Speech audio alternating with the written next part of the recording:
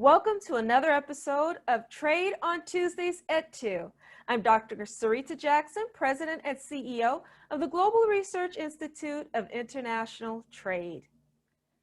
Last year, I published an article in a UK business magazine highlighting the services-based firms that continue to export and increase their exports even during a time of economic paralysis.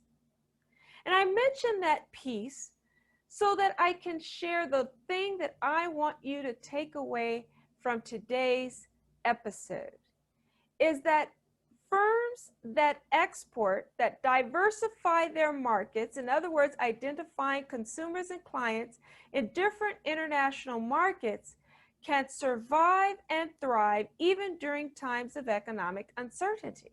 And we even saw this during the global economic recession back in 2007, 2008, 2009. Studies showed that small, mid-sized enterprises in the manufacturing sector that exported even during the recession saw 35% growth in their revenue compared to the non-exporting firms that saw a 7% decline during that same period. In 2014, a study of mid-sized firms found that those mid-sized firms that exported to the overseas market increased their employment by 3.8% compared to the mid-sized firms that only sold domestically, where they only increased their employment by 2.7%. Yes, I know trying to figure out the international market can be daunting.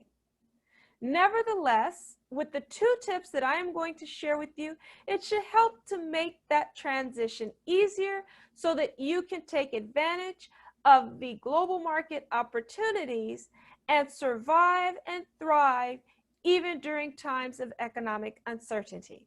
So my 2 tips for today are, number 1, start with those markets with which the United States has signed a trade agreement, such as the U.S.-Mexico-Canada Agreement or USMCA. And I look forward to speaking with manufacturers later this week about the USMCA. Also, my second tip is that be proactive, meaning that it is important to develop a long-term, well-thought-out strategy that also incorporates the challenges and the risks in the global market, rather than just reacting when you get spontaneously a customer or client that decides to purchase your good or service. So those are my 2 tips for today. Thank you for your time. Again, I'm Dr. Sarita Jackson, President and CEO of GRIIT. This is another episode of Trade on Tuesdays at 2.